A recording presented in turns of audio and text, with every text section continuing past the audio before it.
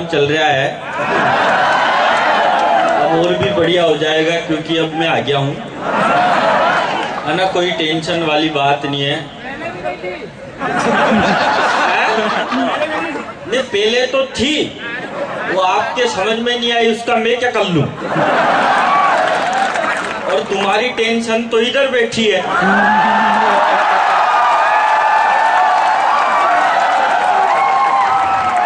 बहुत बढ़िया प्रोग्राम चल रहा है भैया। भगवान ने आपको भी खड़े रहने के लिए पैर दिए, तो टिकाने के लिए भी कुछ न कुछ दिया ही होगा। बैठ जाओ। वैसे भी महान वैज्ञानिक डार्विन का सिद्धांत है कि हम शरीर के जिन अंगों का प्रयोग नहीं करते वो धीरे धीरे लुप्त हो जाया करता है।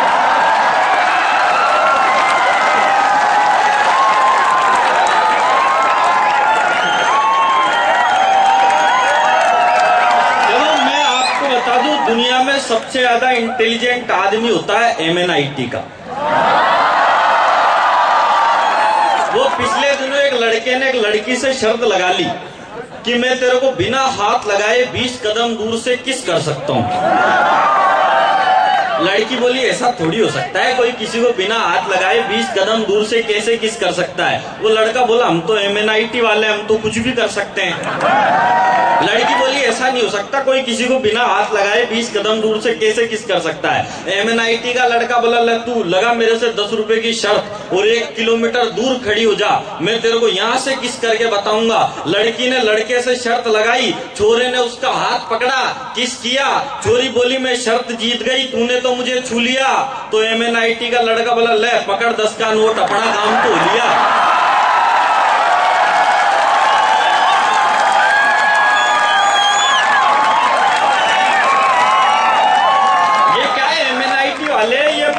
फोकट की बात में कोई मतलब नहीं है, इनके माजने की बात करो तो सही रहेंगे।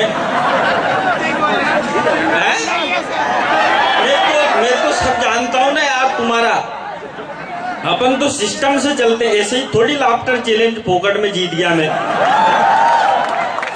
कि शराफत मंदाकिनी की तरह दृश्य हो गई, ईमानदारी करीना कपूर की जुल्फों में खो गई।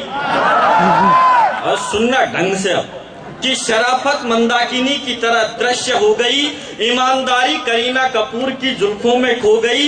बेईमानी की चादर बाद में मोटी होगी, पहले फोटो खींचो।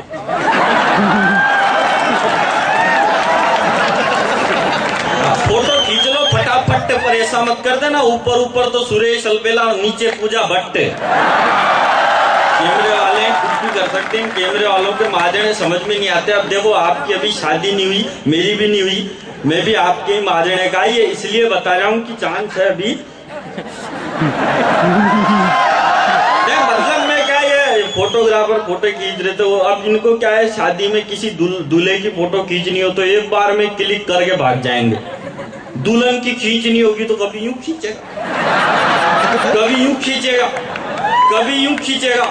मैंने तो पूछ लिया यार, मैंने कहा तू कर क्या रहा है। बोला मैं दुल्हन को अपने हिसाब से सेट कर रहा हूँ। मैंने कहा भैया तू ही सेट कर लेगा तो फिर दूल्हा क्या करेगा। मैं आपको बताऊं, देखो क्या है, आदमी को किसी को जूते की पॉलिश करवानी हो तो आप मोची के पास जाओगे, मोची जूते के रगड़ रगड़ के 10 मिनट में पॉलिश करेगा। अमेरिका में ऐसे नहीं करते। अमेरिका में क्या करते हैं, मशीन में पाँव डालो और पॉलिश होके आ जाएगी। लेकिन संकट ये होता है, जैसे ही आप दूसरा पाँव मशीन में डालोगे तो मशीन पाँव पकड़ लेती है, फिर उसमें सिक्का डालो, जब पाँव छोड़ेगी। तो ये अरुण भाई साहब ले गए मेरे को अमेरिका में। वहां पे क्या है साहब, मशीन लग रही थी एयरपोर्ट पे पुलिस वाली। तो एक MNIT का लड़का भी खड़ा खड़ा उस मशीन को 1 घंटे से देख रहा था। अरुण जी मुझसे बोले यार MNIT का लड़का 1 घंटे से मशीन में क्या देख रहा है। मैंने कहा MNIT का है तो जुगाड़ ही देख रहा होगा। और उस MNIT के लड़के ने जुगाड़ भी निकाल लिया। उसने क्या किया, पहला पाँव मशीन में डाला, उसके पॉलिश होके आ गई, और दूसरा पाँव उस मशीन में नहीं डाला, दूसरी मशीन में जाके डाल दिया, उसके फ्री में ही पॉलिश हो गई।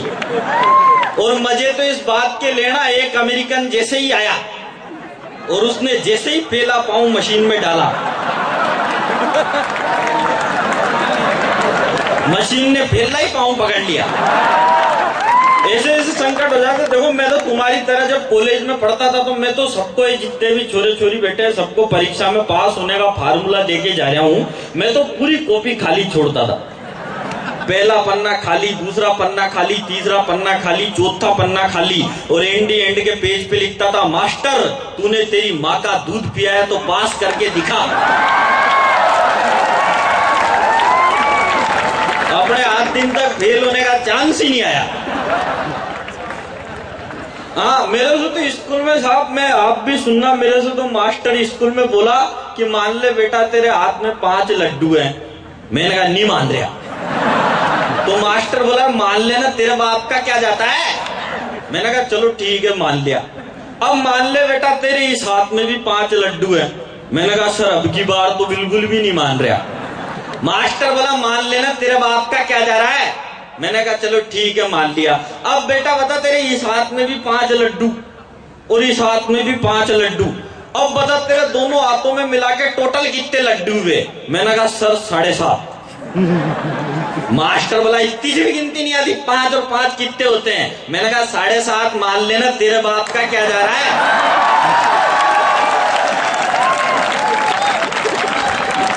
ऐसे स्टाइल से काम करने पड़ते हैं। वो अमेरिकन मेरे से बोला दुनिया में जितने भी आविष्कार किए वो सब हम अमेरिका वालों ने किए, तुम इंडिया वालों ने क्या किया। मैंने कहा तुम अमेरिका वालों ने क्या कर दिया चोटो। बोला हम अमेरिका वालों ने रोबोट बनाया, तुम इंडिया वालों ने बनाया हो तो बता। मैंने कहा अमेरिकन, हमारे तो देश का प्रधानमंत्री रोबोट है। जब तक मैडम बटन नहीं दबाती तब तक तो वो चालू ही नहीं होते। बोलो फालतू के आविष्कार मत गिना, वो ढंग का किया हो तो बता। जैसे हम अमेरिका वालों ने ऐसी मशीन बनाई जिसमें इधर से बकरा डालो और उधर से सब्जी बन के तैयार। मैंने कहा ये तो कुछ भी नहीं है, इसके आगे का आविष्कार तो MNIT वालों ने कर दिया। बोला क्या कर दिया MNIT वालों ने। मैंने कहा MNIT वालों ने ऐसी मशीन बनाई जिसमें इधर से बकरा डालो और उधर से सब्जी बन के तैयार, और आपको सब्जी पसंद नहीं आए तो इधर से सब्जी डालो, उधर से वापस बकरा बन के तैयार। ये काम क्या है MNIT वाले ही कर सकते हैं, देखो और कोई भी नहीं कर सकता। ये फिर किधर जा रहे हो गोडे टेक टेक के तुम। लो आराम से, कोई दिक्कत नहीं है, फोटो खींच रहे हो है?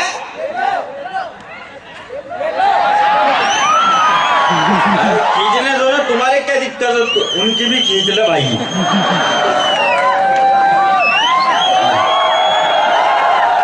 आप खुश, मैं तुम्हारे डिपार्टमेंट का हूं, चिंता की कोई भी बात नहीं है यहाँ पे। कि शराफत मंदाकिनी की तरह दृश्य हो गई, ईमानदारी करीना कपूर की जुल्फों में खो गई, बेईमानी की चादर बप्पी लहरी की तरह मोटी होती जा रही है, राजनीति सानिया मिर्जा की स्कर्ट की तरह छोटी होती जा रही है। और तालियां तो अब भी थे इस पूरे सदन की। अरुण भाई साहब आप भी सुनना, पास कर दोगे तो मैं भी अखिल भारतीय हो जाऊंगा। वैसे तो ही गया, फिर कोई बात नहीं है। कि बेईमानी की चादर बप्पी लहरी की तरह मोटी होती जा रही है, राजनीति सानिया मिर्जा की स्कर्ट की तरह छोटी होती जा रही है, डीजल का दाम जनता का मनोबल तोड़ रहा है, भ्रष्टाचार हुसैन बोल्ट से भी तेज दौड़ रहा है। डीजल का दाम जनता का मनोबल तोड़ रहा है, भ्रष्टाचार हुसैन बोल्ट से भी तेज दौड़ रहा है। ममता बनर्जी पश्चिमी बंगाल से देश को जोड़ती नहीं है, मुलायम सिंह की साइकिल दौड़ती नहीं है। ममता बनर्जी पश्चिमी बंगाल से देश को जोड़ती नहीं है, मुलायम सिंह की साइकिल दौड़ती नहीं है, लालू की लालटेन में उजाला नहीं है, मायावती ने अभी तक कोई हाथी पाला नहीं है, कांग्रेस के पास इंदिरा जैसी खुददारी नहीं है, और भाजपा के पास अटल बिहारी नहीं है। कांग्रेस के पास इंदिरा जैसी खुददारी नहीं है, भाजपा के पास अटल बिहारी नहीं है, अरविंद केजरीवाल का अन्ना हजारे से मेल नहीं है, दिल्ली में सरदार तो है पर सरदार पटेल नहीं है। लेकिन क्या है, देखो आदमी, एक और भाई साहब आगे फोटो खींचने वाले, खींच लो आप भी, कोई तकलीफ वाली बात थोड़ी है। मैं तो क्या है, एक दिन बस में सफर कर रहा था, बस में कंडक्टर आ गया। कंडक्टर बोले भाई साहब आपका हो गया, भाई साहब आपका हो गया, भाई साहब आपका हो गया। एक भाभी जी बैठी थी, भाभी जी से पूछ लिया भाभी जी आपका हो गया?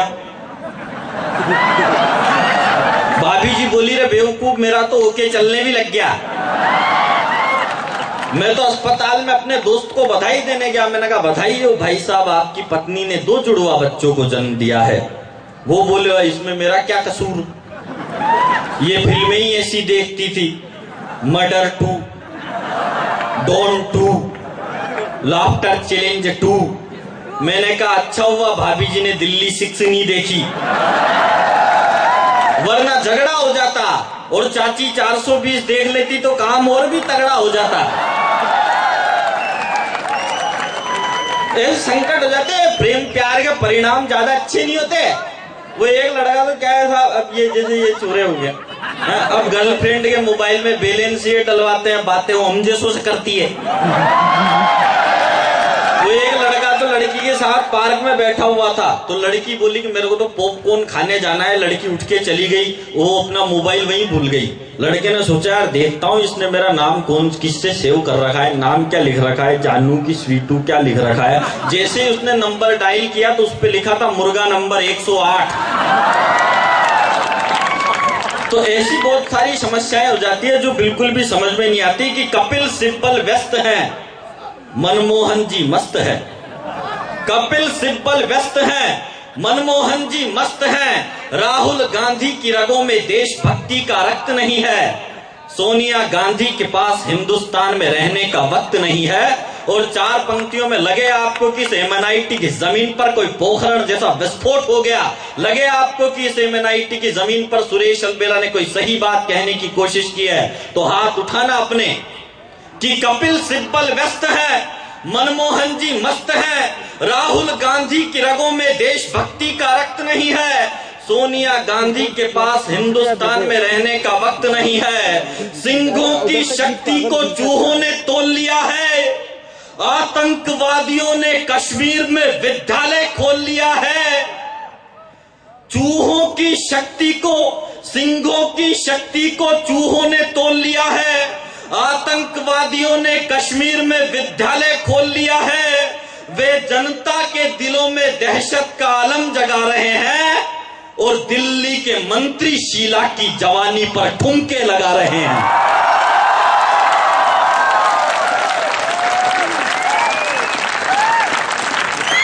वे जनता के दिलों में दहशत का आलम जगा रहे हैं, दिल्ली के मंत्री शीला की जवानी पर ठुमके लगा रहे हैं। केजरीवाल फर्रुखाबाद जाएंगे, वापस लौट के नहीं आएंगे। इस धमकी ने राजधानी में बम फोड़ दिया। कैसा जमाना आ गया, कानून मंत्री ने ही कानून तोड़ दिया। कैसा जमाना आ गया, कानून मंत्री ने ही कानून तोड़ दिया। अरे विकलांगों का पैसा खाकर शेर हो गए, गली के कुत्ते गली में ही ढेर हो गए। विकलांगों का पैसा खाकर शेर हो गए, गली के कुत्ते गली में ही ढेर हो गए। दिल्ली में दहाड़ने वाले फर्रुखाबाद में भोंक नहीं पाए, अर्जुन के रथ को कौरव रोक नहीं पाए। दिल्ली में दहाड़ने वाले फर्रुखाबाद में भोंक नहीं पाए, अर्जुन के रथ को कौरव रोक नहीं पाए। तिनका तूफान का रुख मोड़कर चला गया, अभिमन्यु चक्रव्यूह तोड़कर चला गया। तिनका तूफान का रुख मोड़कर चला गया, अभिमन्यु चक्रव्यूह तोड़कर चला गया। अरे विकलांगों का पैसा हड़पा, खबर अगर ये सच्ची थी, विकलांगों का पैसा हड़पा, खबर अगर ये सच्ची थी, ये औकात तुम्हारी है तो भंवरी ज्यादा अच्छी थी।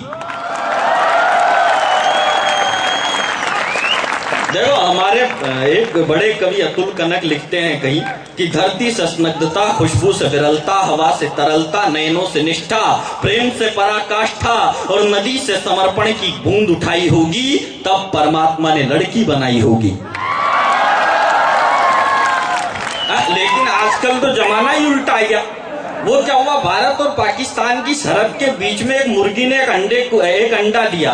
तो पाकिस्तान के सैनिक बोले यार ये अंडा हमारा है, हिंदुस्तान के बोले नहीं नहीं ये अंडा हमारा है। दोनों सैनिकों ने मिलकर तय किया यार जो दूसरे देश के लड़की की ज्यादा पप्पी लेगा अंडा उसी का है। तो भारत के सैनिकों ने पाकिस्तान की 20,000 लड़कियों को किस किया। पाकिस्तान वालों का नंबर आया, बोला अब नंबर हमारा है। तो भारत के सैनिक बोला अंडा तुम ही रख लो। शानपट्टी में काम करता हूँ, मुझे पता है एक नेताजी, एक पायलट और एक स्कूली बच्चा तीनों हवाई जहाज में यात्रा कर रहे थे। अब हवाई जहाज में कुछ गड़बड़ी हो गई, तीनों को नीचे कूदना था।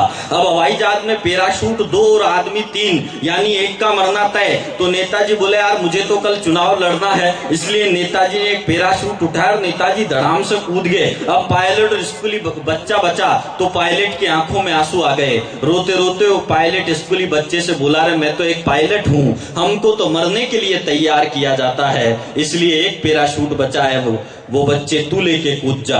तो बच्चा बोला ज्यादा बढ़ने की जरूरत नहीं है पायलट साहब, अपन दोनों बचेंगे, क्योंकि नेताजी जल्दी जल्दी में मेरा बस्ता लेके कूद गए। हिंदुस्तान की प्रख्यात अभिनेत्री है,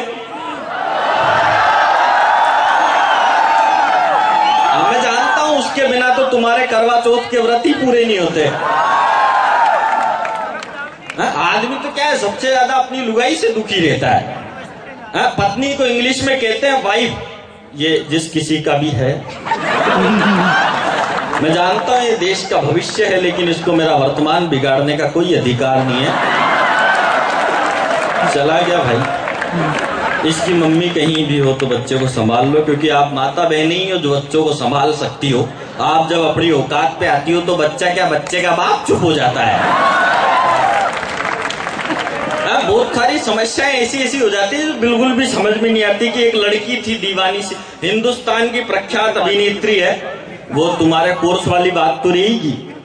प्रातः स्मरणीय चारु स्मिता प्रतक्षणम रक्षम ददामी वस्त्रम समर्प्यामी वस्त्र विहारिणी डील उघाड़नी न्यून वस्त्र धारणी आदरणीय मल्लिका शेरावत। और हिंदुस्तान के प्रख्यात अभिनेता हैं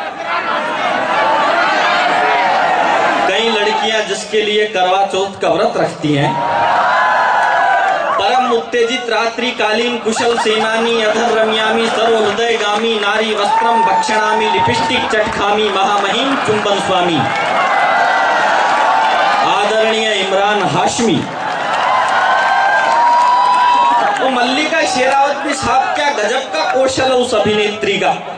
वो मल्लिका शेरावत पिछले दिनों बाबा रामदेव के पास गई, तब से बाबा जी की एक आंख ढंग से खुलने का नाम ही नहीं ले रही। अब वो एक डायरेक्टर ने तो क्या हुआ, मल्लिका शेरावत को अपनी पिक्चर में द्रौपदी का रोल दे दिया और इमरान हाशमी को दुशासन का। डायरेक्टर बोले रे बेटा इमरान इस लड़की का चीर रण तो कर, द्रौपदी बनिए। इमरान हाशमी बोला चीर रण क्या खाक करूं, इसके साड़ी तो यही नहीं है, तो बनियान में उठ के आई। ऐसी बहुत सारी बातें हो जाती है जो बिल्कुल भी समझ में नहीं आती। कि 21वीं सदी का चेहरा कुछ ऐसे दिखता है। नेहा धूपिया का एक बयान था कि बॉलीवुड में तो जिसमें शाहरुख खान बिकता है। ब्रिटनी स्पीयर्स ने एक दिन की शादी करके अपने पति को छोड़ दिया। मल्लिका शेरावत ने निकोल किडमैन के 35 चुंबनों का विश्व रिकॉर्ड तोड़ दिया। अरे इस बेशर्मी को देखकर तो अवतार लेने से पहले ही दुर्गा फांसी के फंदे पर झूल जाएगी। और जिस्म दिखाने के चक्कर में 21वीं सदी की माँ अपने बेटे को दूध पिलाना ही भूल जाएगी। फिल्म इंडस्ट्री उग्रवादियों का खेल बन गई। मोनिका बेदी अबू सलेम की रखेल बन गई। अरे बनना था तो झांसी की रानी बनती, जिसने अंग्रेजों के सपनों को मटिया मेट कर दिया था। और धन्य है वो हाडी रानी जिसने अपना शीश काटकर पतिराव चूड़ा को भेंट कर दिया था। और 2 लाइनें पढ़ता हूं इस MNIT की जमीन पर मैं। मेरे अग्रज आदरणीय रास बिहारी जिस मंच पर बैठे हैं, अरुण भाई साहब बैठे हैं, जिनको देख देख के मैं भी इनको, जब ये हमारे शहर में आते थे तो नीचे बैठ के मैं भी इनको सुनता था। आज मेरा सौभाग्य है कि मैं नीचे बैठ के तो आपको नहीं सुन सकता, लेकिन कुदरत ने मुझे वो आशीर्वाद दे दिया कि मैं आपके साथ इस मंच पर बैठा हूं। यही मेरे लिए बहुत बड़ी बात है। ये देश के बहुत बड़े बड़े कवि हैं, इनको मैंने नीचे बैठ के सुना, फिर मैंने सोच लिया यार लक्षण तो कुछ ठीक नहीं है, इनके अपन भी कवि हो जाओ। हाँ, नहीं बहुत सारी गड़बड़ हो जाती है देश में। मैं कहता हूँ आदमी अपनी लुगाई से दुखी रहता है। पत्नी को इंग्लिश में कहते हैं वाइफ। वाइफ की स्पेलिंग होती है WIFE और इसकी फुल फॉर्म होती है without information fighting every time.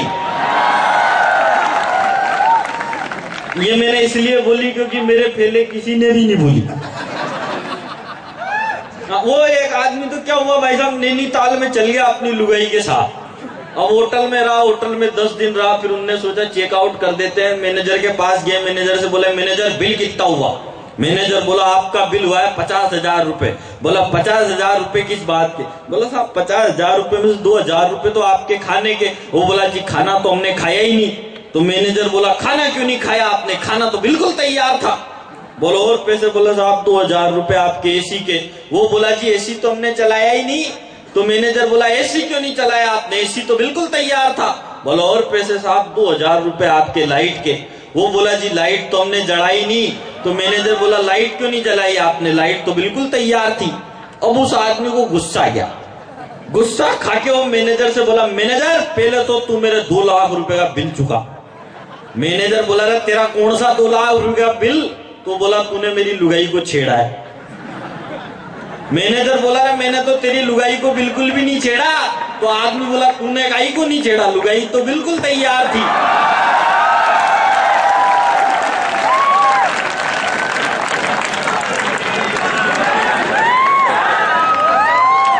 बंसी वाले की जेब।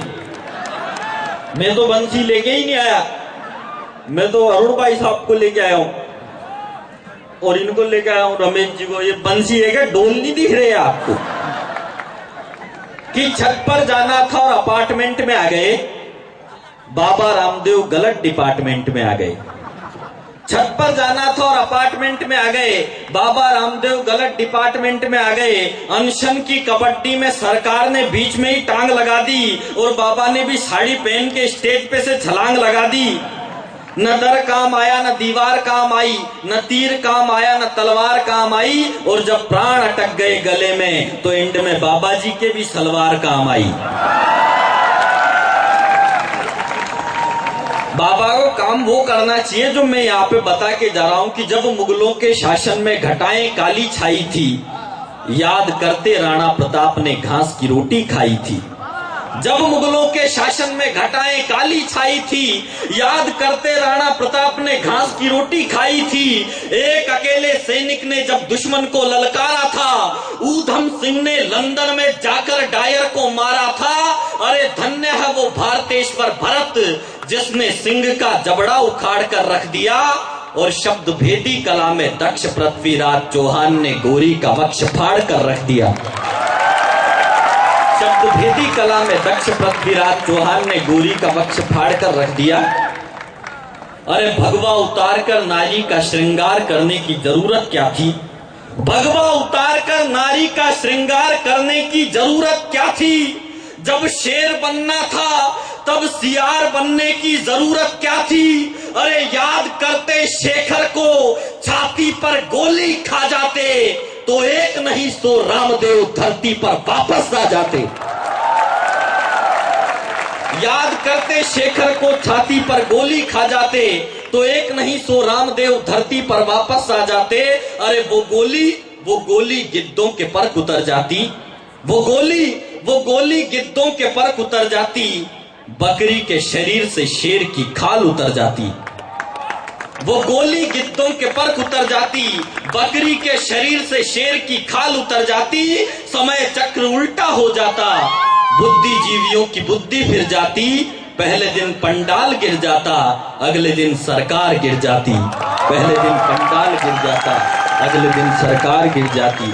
अब क्या है, तो वो आदत होती है। बाबा जी भी कूद गए स्टेज पे से ना। बहुत सारे लोग अब जैसे माइक वाले सारे दिन करते रहते हैं hello check check check check अलो चेक। अब इनकी आदत ऐसे पड़ गई है, रात को लुगाई के पास भी ऐसे ही करते रहते हैं hello check check check mic check. लुगाई एक देती है पीछे से, अब चेक ही करता रहेगा कि प्रोग्राम भी शुरू करेगा।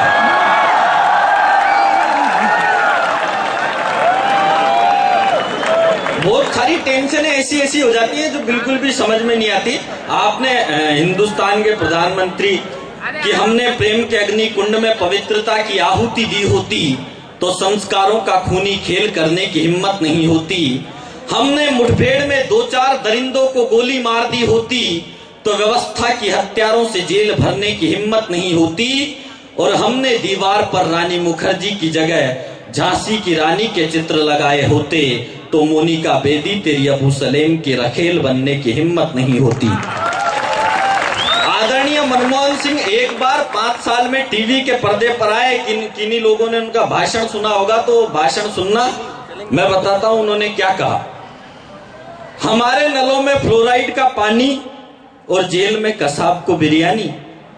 हमारे नलों में फ्लोराइड का पानी, जेल में कसाब को बिरयानी। ये कैसा खेल है, लगता है छछुंदर के सर में चमेली का तेल है। अरे 100 रुपए का कैलेंडर, साल में केवल 6 सिलेंडर, क्या बात है। मनमोहन जी बोले मैं क्या करूं, इसमें तो विदेशी ताकतों का हाथ है। सूरज शाम को तो उगता नहीं है, क्या 1992 की त्रासदी को हमने भुगता नहीं है।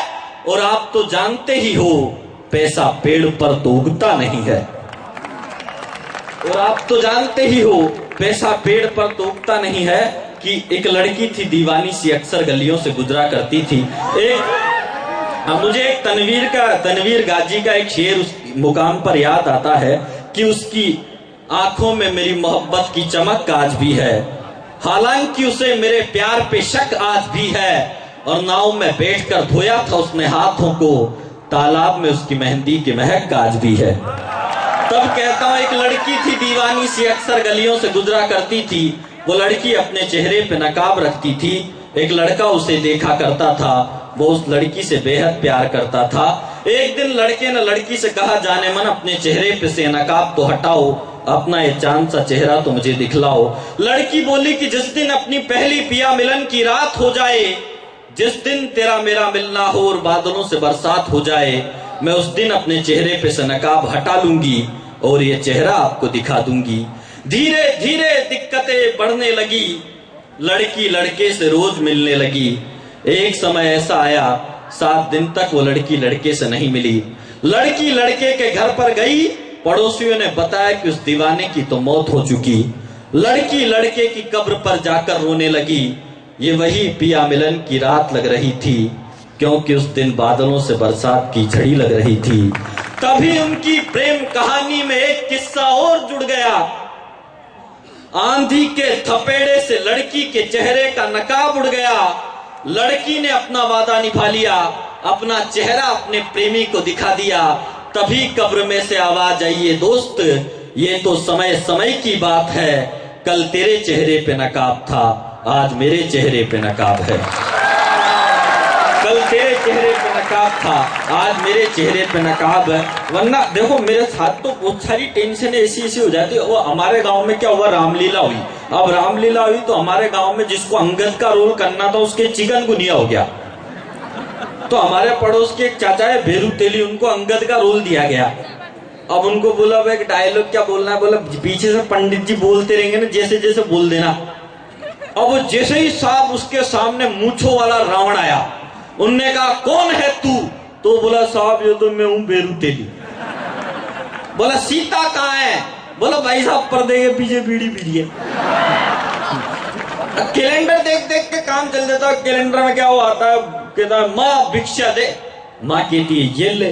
बोले ऐसे नहीं, सीमा रेखा के बाहर आके दे, ये ले सीमा रेखा के बाहर आके ले। हा हा हा, मैं भिक्षुक नहीं रावण हूं। तो वो भी कह देती है मैं कौन सी सीता हूं, मैं भी कमलाबाई हूं। लेकिन मेरे को एक बात याद आती है, जब भगवान राम ने लंका पे चढ़ाई की, कहीं गुजरात के एक लेखक विनोद भट्ट लिखते हैं कि जब भगवान ने राम ने लंका पे चढ़ाई की तो भगवान राम के भक्तों ने नल्ली के पत्थरों पे राम लिखा, पत्थरों को समंदर में छोड़ा।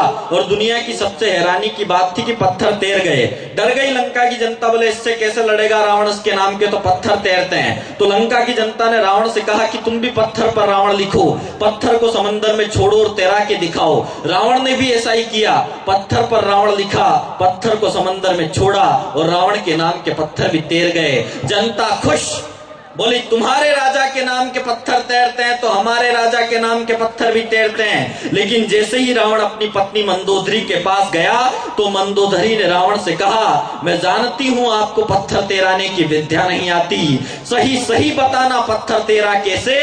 जैसे ही यह प्रश्न मंदोदरी ने रावण से पूछा तो रोते रोते रावण बोला, देवी मैंने पत्थर पर रावण लिखा, उसे सागर में छोड़ा और धीरे से कहा कि तुझे राम की कसम जो डूबा। हम भगवान राम की संस्कृति के लोग हैं। तब मैं आपके बीच में एक बात कहना चाहता हूं कि हमने प्रेम की चिराग आंधियों के सामने जलाए होते तो तूफानों की सूरज को ललकारने की हिम्मत नहीं होती, घाव सीने पर खाए होते तो शेरों की सरजमी पर बिल्लियों के दहाड़ने की हिम्मत नहीं होती, और ये देश के नेता और पुलिस जाग रहे होते तो कराची के 5 कुत्तों की मुंबई के गाल पर तमाचा मारने की हिम्मत नहीं होती। तो क्यों न हम सबको ये कमाल करना चाहिए, बकरा ईद पर बकरों की जगह इन भ्रष्ट नेताओं को हलाल करना चाहिए। पर जिस तरह से शेरों के झुंड में सियारों की सगाई की नहीं जाती, ठीक उसी तरह से नापाक बलि खुदा को चढ़ाई नहीं जाती। ठीक उसी तरह से नापाक बलि खुदा को चढ़ाई नहीं जाती कि हमने प्रेम के अग्नि कुंड में पवित्रता की आहुति दी होती तो संस्कारों का खूनी खेल करने की हिम्मत नहीं होती। हमने मुठभेड़ में 2-4 दरिंदों को गोली मार दी होती तो व्यवस्था की हत्यारों से जेल भरने की हिम्मत नहीं होती। और हमने दीवारों पर रानी मुखर्जी की जगह झांसी की रानी के चित्र लगाए होते तो मोनिका बेदी तेरी अबू सलेम की रखेल बनने की हिम्मत नहीं होती। लेकिन यह कड़वा सच निकला, मोनिका बेदी और अबू सलेम पकड़े गए पर दाऊद अब्राहम बच निकला। अरे हमने रेशम के कच्चे धागे बनाए थे खूनी पंजों को जकड़ने में, हमने 16 साल लगा दिए दाऊद अब्राहम को जिंदा पकड़ने में। इसलिए इन नरभक्षी भेड़ियों की तरफ खूंखार शेरों को आगे बढ़ जाने दो, सीमा के आतंकी अड्डों तक सेना चढ़ जाने दो। और लगे आपको कि 2 पंक्तियों में मैंने कोई सही बात कह दी है, लगे आपको कि इस MNIT के इस कॉलेज में कोई विस्फोट हो जाए तो ये पूरे सदन में जितने भी लोग उपस्थित हैं, एक एक आदमी आकाश के फिजाओं की ओर हाथ उठाना और पूरा सदन दोनों हाथ ऊपर उठाकर तालियों की गड़गड़ाहट के साथ मुझे बताना कि मैंने कोई सही बात इस MNIT के इस नौजवान जनता के सामने कहने की कोशिश की है। देश के प्रधानमंत्री कई बार कहते हैं कि मैं ईमानदार हूं। अगर आप ईमानदार हो तो आपको वो काम करने पड़ेंगे जो मैं कहता हूं। आप ड्रैगन से मानसरोवर वापस क्यों नहीं लाते? रामदेव का काला धन वापस क्यों नहीं लाते? राजा भैया के पैरों में जंजीर क्यों नहीं जकड़ते? राजा भैया के पैरों में बेड़ी क्यों नहीं जकड़ते? कसाब के फन पर एडी क्यों नहीं रगड़ते? अन्ना हजारे पर विश्वास क्यों नहीं करते? लोकपाल बिल पास क्यों नहीं करते? तब कहता हूं अभी मैंने वो लाइन सुनाई नहीं है। अगर लगे आपको कि मैंने कोई सही बात कही है तो इस पूरे कॉलेज में विस्फोट हो जाए कि हमने रेशम के कच्चे धागे बनाए थे खूनी पंजों को जकड़ने में, हमने 16 साल लगा दिए दाऊद अब्राहम को जिंदा पकड़ने में। इसलिए इन नरभक्षी भेड़ियों की तरफ खूंखार शेरों को आगे बढ़ जाने दो, सीमा के आतंकी अड्डों तक सेना चढ़ जाने दो। अरे जरूरत पड़े तो सेना की कमान नरेंद्र मोदी के हाथों में अटका देना।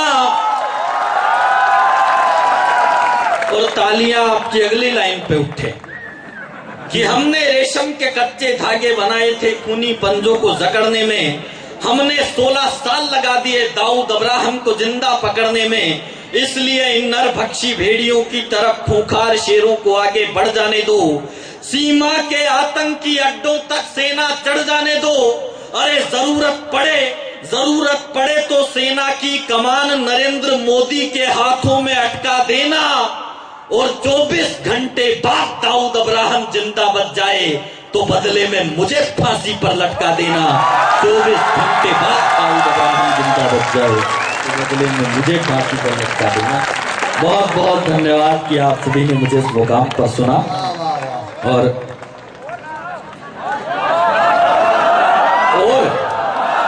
फांसी पे लटका देंगे नहीं, और के चक्कर में